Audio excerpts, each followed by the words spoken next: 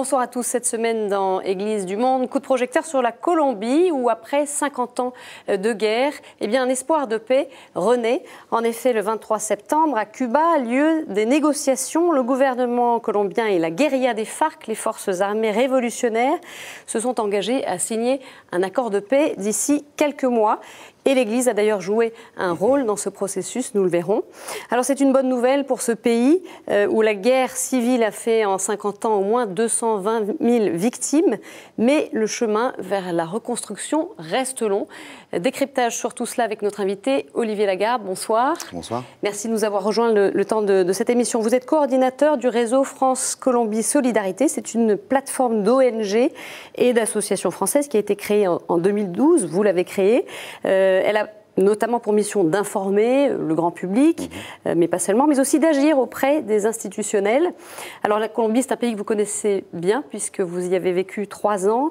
Vous étiez volontaire de Solidarité Internationale pour la fondation jésuite, le CINEP, le Centre de recherche et d'éducation populaire. Donc vous nous parlerez évidemment de ce que vous avez observé, vous, sur place.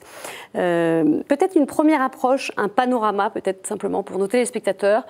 On a un peu des idées assez vagues sur la Colombie. On pense aux FARC, on pense à Ingrid Betancourt, bien sûr. On pense aussi au cartel de drogue. Voilà, dites-nous un peu, peut-être resituez-nous un peu ce qu'il en est, parce que c'est vrai que nous, on connaît, sur la question des guérillas, on connaît les FARC en particulier, mais ce n'est pas le seul groupe armé. Effectivement, donc ce sont des clichés qui vivent en France, en Europe. Qui ont la vie dure. Qui ont la vie dure en général sur la Colombie, effectivement. La violence, la drogue, Ingrid Betancourt à une époque, effectivement. Et c'est aussi lié au fait que c'est un pays au contexte très complexe à appréhender, à comprendre. Et c'est un des plus vieux conflits au monde. On parle souvent ici du conflit israélo-palestinien, à raison, évidemment. Mais il faut savoir que le conflit colombien dure depuis plus de 50 ans. Un conflit donc interne, une guerre civile qui oppose des groupes armés illégaux, donc les guérillas d'un côté, donc les FARC, Forces armées révolutionnaires de Colombie, il y a aussi l'ELN, l'Armée de libération nationale, et d'un autre côté, donc les paramilitaires, qu'on appelle aussi bandes criminelles aujourd'hui. Donc ces groupes armés illégaux confrontés à l'État et entre eux. D'accord. Donc, un schéma complexe, on le comprend bien. Il y a aussi la guerre de la drogue. Voilà, dites-nous un peu comment tout ça s'imbrique dans ce schéma. C'est justement quelque chose qui est venu s'imbriquer sur le conflit, qui à ses origines a plus des causes. Le conflit en Colombie repose plus sur des causes d'inégalité sociale à la base et de manque d'ouverture démocratique. Donc, dans les années 50, tout cela a été développé et s'est radicalisé sous la forme donc, des guérillas dont la création remonte aux années 60, 1964 pour les FARC.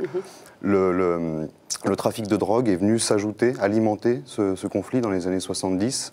C'est envenimé, les groupes armés illégaux d'un côté comme de l'autre sont devenus de vrais États dans l'État, avec une puissance financière énorme, rivalisant même avec l'État. Et du coup, tout cela a amené à une extrême violence dans les années 80-90. Donc la drogue, mais pas seulement. C'est le conflit pour les terres aussi qui a été à l'origine du conflit. Dans l'ensemble, donc tous ces trafics illégaux, mais aussi donc les intérêts économiques qui ont alimenté ce conflit. C'est aujourd'hui ça qui domine, c'est plus des intérêts économiques. Voilà, ces guérillas aujourd'hui, dans leur influence, dans leur force d'action, qu'est-ce que ça donne ?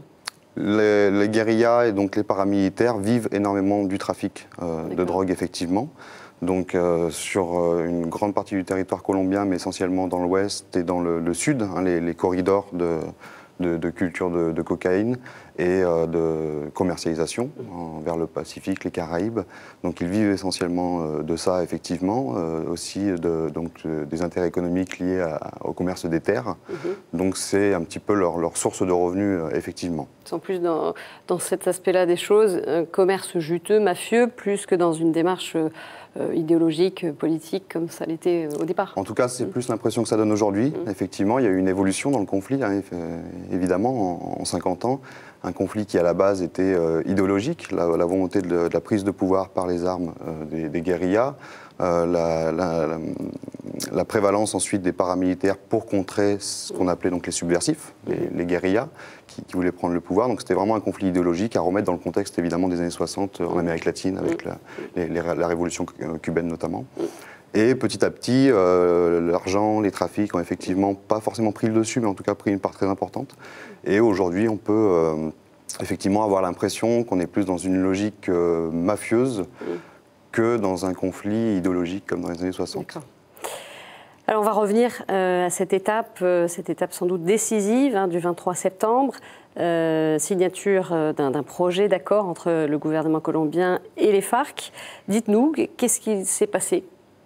Alors, il faut replacer ça aussi dans le contexte historique, sachant que ce n'est pas les premières fois qu'il y a des tentatives de négociation entre les FARC et d'une manière générale les guérillas et le gouvernement, puisqu'il y a eu, pour résumer, trois grosses tentatives depuis les années 80 qui ont toutes échoué, partiellement en tout cas, ou complètement échoué, effectivement.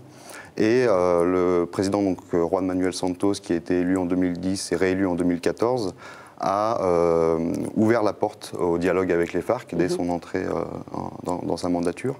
Et en 2012, en octobre 2012, donc, ont été lancés officiellement les dialogues de paix, qui ont été délocalisés à Cuba. Pour quelle raison ? Pourquoi est-ce qu'il fallait que ça se passe là-bas ? Voilà, c'est un choix ça politique. Pouvait mieux se passer hors du pays ? Disons que les précédentes négociations ont eu lieu, pour la plupart, en tout cas le plus importante, en Colombie.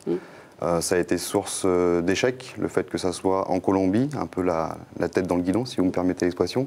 Et du coup, le fait de délocaliser effectivement les négociations, permettre de parler avec plus de calme, moins d'effets médiatiques aussi sur les négociations. Dans la discrétion. Plus dans la discrétion, ce qui a été reproché aussi au début, puisque c'était plus du secret que de la discrétion. Donc il y avait peu de pédagogie de ces négociations auprès de la population, donc du mal à légitimer aussi ces négociations. Mais c'est effectivement un choix qui est la conséquence des échecs passés. D'accord. Alors, je le disais, l'Église colombienne, mais aussi la diplomatie du Saint-Siège ont joué un rôle important dans ce processus qui a été long. On le comprend, donc qui s'est fait en plusieurs temps. Et le pape François a d'ailleurs parlé de la Colombie. C'était le 20 septembre dernier, lors de son voyage à Cuba, durant la prière de l'Angélus à la Havane. On écoute ses propos. En este momento me siento en el deber de dirigir mi pensamiento a la querida tierra de Colombia. À présent, je sens le devoir de tourner ma pensée vers la chère terre de Colombie, conscient de l'importance cruciale du moment présent où, avec un effort renouvelé et animé par l'espérance, ces enfants cherchent à construire une société en paix.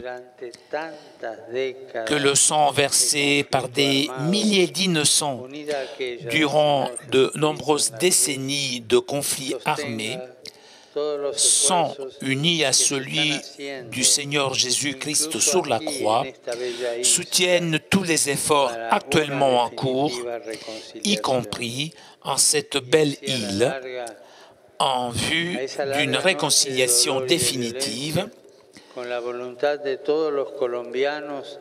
de sorte que la longue nuit de douleur et de violence, grâce à la volonté de tous les Colombiens, puisse se transformer en un jour sans déclin de concorde, de justice, de fraternité et d'amour, dans le respect des institutions, comme du droit national et international pour une paix durable. S'il vous plaît, nous n'avons pas le droit de nous permettre un échec de plus sur ce chemin de paix et de réconciliation.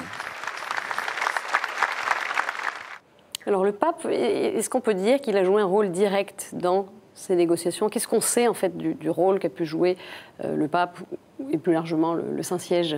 Alors directement, il n'y a pas un rôle de l'Église romaine et du pape en particulier, mais ce genre de discours sont évidemment très importants puisque la Colombie est un pays très catholique. Et les gens écoutent effectivement ces messages. Le pape parlait d'espérance, effectivement, c'est un mot qui revient souvent et qui a une résonance dans la tête des gens en Colombie. Donc, de par ces discours, c'est un message très important, mais après, il n'y a pas de rôle direct donc, du Saint-Siège et du pape auprès de la table des négociations à La Havane. Alors, parce que les FARC ont souhaité le rencontrer, ça avait été dit, exprimé avant sa venue à Cuba. Ils voulaient voir le pape. Ça n'a pas été inscrit, en tout cas, dans le programme officiel du pape, mais on ne sait pas bien ce qui s'est passé, ce qu'il a pu voir ou pas. Alors, à ma connaissance, non. Il n'a pas accepté l'invitation. Il n'a pas accepté l'invitation. Voilà, de manière diplomatique, il a refusé l'invitation, effectivement. Il y a aussi d'autres acteurs. Il y a la communauté Sant'Egidio, un mouvement catholique de laïcs créé après le Concile Vatican II. Sant'Egidio est engagée en Colombie depuis la fin des années 90. Elle a accompagné depuis le début le processus de paix, comme nous l'explique Marco Impagliazzo, le président de Sant'Egidio. On l'écoute. Les FARC nous ont donné des messages, particulièrement 2 messages pour le pape, pour impliquer sa sagesse, sa foi et son poids dans les processus de paix. Nous avons consigné, moi-même, j'ai consigné au Saint-Père quand il est venu ici à Sant'Egidio l'année dernière pour visiter notre communauté, un de ces 2 messages. Et je ne peux pas dire quel est le rôle spécifique du pape, mais certainement il a joué un rôle moral et religieux très important, car le pape est beaucoup aimé en Amérique latine, pas seulement en Amérique latine, mais beaucoup écouté en Amérique latine, et donc son influence aussi de l'extérieur est très importante. En quoi ce projet est peut-être plus abouti que les précédents? Qu'est-ce qui fait la différence selon vous? Alors, il y a plusieurs paramètres. Il y a déjà, je pense, une certaine lassitude de la population colombienne face au conflit, à la violence, encore une fois 50 ans. Donc c'est plusieurs générations qui sont concernées et ces négociations de paix arrivent à un moment où vraiment les gens ne veulent plus de cette violence, de tous ces morts. Il y a aussi un fait militaire, puisque autant les FARC que l'armée, donc l'État colombien, ont peu à peu vu l'impossibilité de parvenir à leur fin par les armes. Encore une fois, j'insiste, autant l'un que l'autre. Donc ce n'est pas une reddition des FARC, c'est vraiment un processus de négociation, de dialogue. Et je crois que ça joue beaucoup, puisqu'ils sont arrivés en 2012 à la table des négociations à égalité, en quelque sorte, ce qui n'était pas forcément le cas avant. Qu'est-ce qui a été mis dans la balance pour arriver à cet équilibre? C'était quoi les revendications de chacune des parties? Alors il y a un agenda qui a été discuté donc, en amont et qui a été officialisé le jour de l'ouverture des négociations. Il y a 5 points principaux à l'agenda. Donc la question des terres en premier, encore une fois qui est vraiment une des composantes essentielles du conflit, à l'origine du conflit. C'est-à-dire les FARC revendiquaient l'appropriation de certaines terres? La distribution plus juste et équitable des terres. Puisque, comme je parlais au début d'ouverture, de manque d'ouverture démocratique et d'inégalité sociale, ça se traduisait essentiellement dans une concentration des terres en Colombie au profit d'une certaine oligarchie, d'une élite. Les grands propriétaires terriens. Voilà, tout à fait. Sachant que la Colombie est un pays à ce point-là fertile, puisque c'est grand comme 2 fois la France et il y a beaucoup de terres disponibles. Donc ça, c'est le premier point. Le second point, c'est sur la question de la participation politique. Donc les FARC revendiquent un discours, comme on le disait tout à l'heure, idéologique. Donc comment traduire ce discours, non plus par les armes, mais par la vie politique. Voilà, avoir une reconnaissance dans l'espace public. Voilà, tout à fait. La scène politique. Ensuite, il y a sur la scène politique, effectivement, il y a la question, le troisième point, c'est sur la question des drogues. Donc on en parlait tout à l'heure aussi, évidemment, comment résoudre ce problème-là. Ça, c'est vaste sujet. Vaste sujet, effectivement, et qui ne concerne pas pour le coup que la Colombie, même si c'est un des principaux producteurs de cocaïne, mais qui est une problématique internationale. Et en ce sens, il y a d'ailleurs une assemblée générale de l'ONU l'an prochain sur cette question-là. Le quatrième point à l'agenda, qui a été donc, dont la signature d'un accord a été officialisée le 23 septembre dernier, c'est sur l'épineuse question de la justice transitionnelle et des victimes. Donc la réparation, juger justice, réparation, les auteurs de crimes. Tout à fait, la vérité. Ça pourrait prendre quelle forme? Alors, a priori, donc les accords ont été signés le 23 mai sur ce point-là. On se dirige plus vers... 23 septembre. 23, je ne sais pas ce que j'ai avec le 23. Donc le 23 septembre, pardon. Donc on se dirige plus vers des peines adoucies pour les personnes qui reconnaîtront leurs crimes, qui aideront à établir la vérité et qui contribueront à réparer les victimes.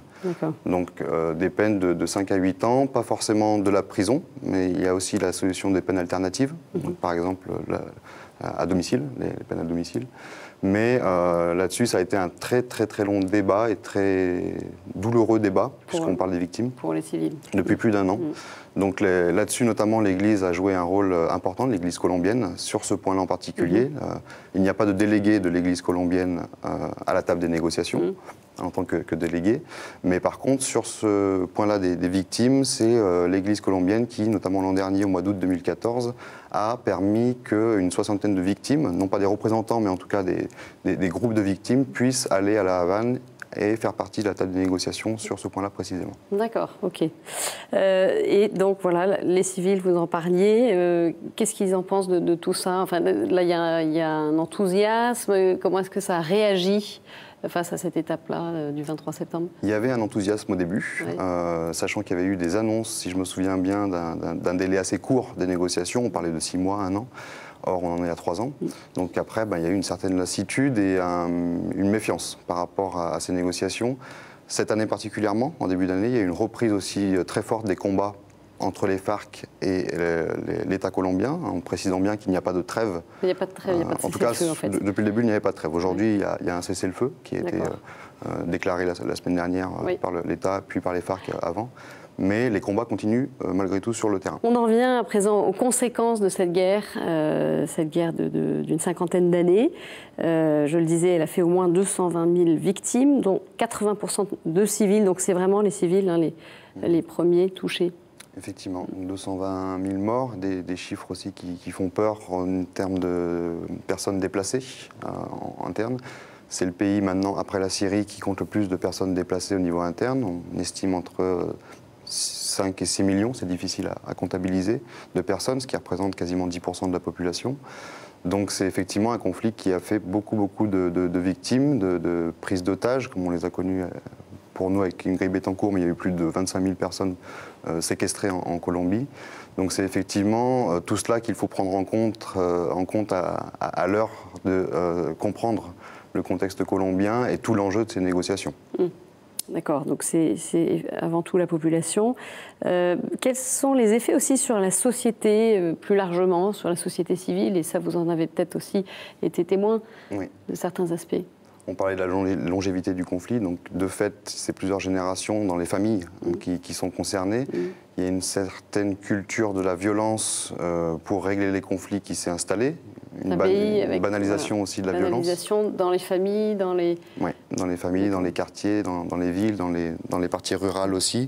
Donc il y a une certaine culture de la violence qui s'est installée. C'est un contexte, encore une fois, très compliqué. J'ai, pour ma part, connu dans la région où je travaillais, donc dans le département du Chocó, à la frontière du Panama, des familles qui comptaient en leur sein des enfants. Certains étaient chez les paramilitaires, l'autre, le petit frère, était chez les FARC, donc l'opposé. L'autre était militaire, donc de l'État colombien. Donc on comprend que ce conflit s'est transféré aussi dans le sein familial et du coup forcément dans l'éducation, dans les quartiers, dans les villes, et c'est comme ça que ça se répand aussi au niveau de tout un territoire. Du coup, c'est vrai que cette culture-là est un des défis pour la Colombie, comment transformer la culture du conflit par les armes, par la violence, en une culture de résolution par le dialogue. Donc ça se passera essentiellement, bien sûr, par les politiques publiques, par les négociations de paix, mais aussi par l'éducation au sein des familles vraiment et dans les quartiers. Il y a déjà des choses engagées. Est-ce que votre réseau fait ce type de travail déjà auprès des familles? Alors le réseau est une plateforme, donc un espace de concertation entre différentes ONG et associations avec vos françaises. partenaires locaux. Voilà. Alors je précise qu'il y a le Secours catholique, la CAT, et il y a également le CCFD Intersolidaire qui en font partie. Tout à fait. Donc ces associations mènent, j'imagine, des actions sur place.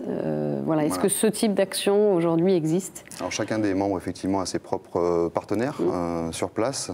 Donc à la fois des communautés locales, des organisations locales ou des grandes institutions. Et il y a un travail qui est plus fait là au niveau politique, disons avec les organisations plus qu'avec des familles, mais c'est plutôt avec le milieu structuré de la société civile colombienne, et qui travaille donc sur des sujets très différents. donc, qui appuie des organisations de femmes, des organisations de leaders paysans pour la restitution des terres, des défenseurs des droits humains, là aussi un pays très complexe à ce niveau-là. Donc il y a plusieurs facettes de travail en termes de coopération internationale. Il y a déjà des choses qui sont lancées depuis plus de 25 ans maintenant, il y a une forte présence des organisations françaises en Colombie. Et on en voit les effets? Sur la question de la restitution des terres, par exemple, effectivement. Oui, donc il y a des effets, puisque les communautés locales, à travers les associations locales, font tout un processus juridique pour récupérer leurs terres, leurs droits de propriété. Et à ce niveau-là, c'est effectivement, notamment, évidemment, pas seulement, mais notamment la coopération internationale à travers les ONG qui a permis de faire ce travail-là.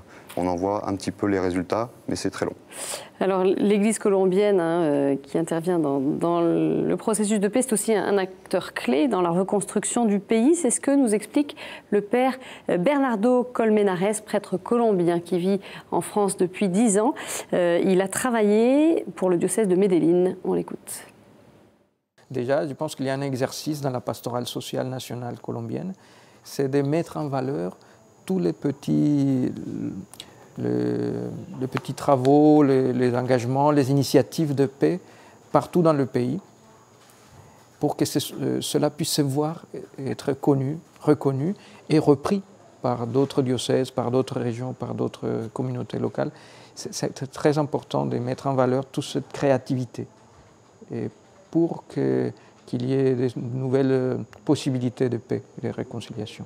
Et on sait bien que la paix n'est pas tout simplement une paix signée. La paix est toute une construction. Et le conflit ne va pas finir, les difficultés ne vont pas finir avec une signature. Elle est très importante, cette signature. Mais c'est important aussi de continuer et qu'il y ait une paix authentique et toujours en construction. Une paix authentique est toujours en construction. Qu'est-ce que ça veut dire pour vous? Ça passe par quoi? On a bien compris que voilà, le chantier était assez immense, mais à quelles conditions cette paix sera possible? Tout un processus. Et effectivement, le terme de construction est vraiment le terme approprié quand on parle de construction de la paix, justement. Donc les négociations de paix, c'est une chose. S'il y a un accord, encore une fois, ce n'est qu'une annonce. Hein. On attend un accord avant le 23 mars 2016, c'est ce qui a été annoncé. C'est un accord entre deux protagonistes, deux belligérants, mais après, toute la partie de construction de la paix sur les territoires, c'est le prochain défi et c'est un peu ce qu'on proclame, nous, en tant que réseau de la société civile française, c'est que ça ne sera qu'un début et que presque le plus dur sera à faire pour les Colombiens, donc de construire une paix qui ne soit pas, qui soit une paix positive, c'est-à-dire qui ne soit pas la simple absence de guerre, mais vraiment la création, l'émergence et la consolidation des conditions sociales, économiques, démocratiques qui permettent véritablement aux Colombiens de vivre en paix et en harmonie, puisque c'est vraiment des causes structurelles qui ont entraîné le conflit. Et c'est à cela qu'il va falloir répondre, donc pas seulement par un accord, sachant qu'il y a encore une guérilla qui n'est pas en processus de négociation, rappelons-le, et le problème des paramilitaires qui, même s'il y a eu une démobilisation dans les années 2000, n'est pas réglé, loin de là. Donc il y a encore beaucoup d'acteurs armés en Colombie, et encore une fois, surtout des causes structurelles à réparer. Et elle viendra d'abord et avant tout de l'intérieur de ce pays, même s'il y a des aides internationales. Les Colombiens eux-mêmes, ils sont acteurs de cet avenir aujourd'hui. Oui. Il y a des personnes qui émergent, qui se mobilisent. Et depuis longtemps. Oui. Alors malheureusement, ce n'est pas ce qu'on montre souvent à l'international, dans les médias. Au-delà des clichés, on va dire, des représentations qui sont en partie vraies, évidemment, mais sur la violence, il y a surtout un tissu de la société civile, d'associations, de communautés, que ce soit avec l'Église ou pas, mais en tout cas qui est très très dynamique depuis bien longtemps, aidé en cela par la communauté internationale, les ONG, mais qui est en interne vraiment très fort, en Amérique latine en général, en Colombie en particulier, et qui a su créer beaucoup d'alternatives face au manque de présence de l'État. Et il y a beaucoup d'acteurs du coup qui ont émergé, qui sont parfois nos partenaires et qui viennent en France régulièrement. Donc on fait aussi ce travail de sensibilisation pour montrer ce côté-là de la construction de la paix en Colombie, qui en plus, je pense, aurait beaucoup à nous apprendre à nous, en France, en Europe. Et je crois qu'il faut d'abord se féliciter s'il y a un accord de paix, étant donné le contexte international un petit peu morose en ce moment, de voir qu'après 60 ans de conflit, un peuple est capable de se réconcilier et de signer un accord de paix. Mais après, effectivement, il faudra rester très vigilant sur ce qui va se passer sur les territoires. Merci beaucoup Olivier Lagarde pour votre décryptage. Si vous souhaitez en savoir plus sur le réseau France-Colombie Solidarité, eh bien, un site internet qui s'affiche sur vos écrans, réseaucolombie.org. Vous pouvez bien sûr revoir cette émission sur notre site ktotv.com. Très belle soirée à tous. Au revoir. Merci.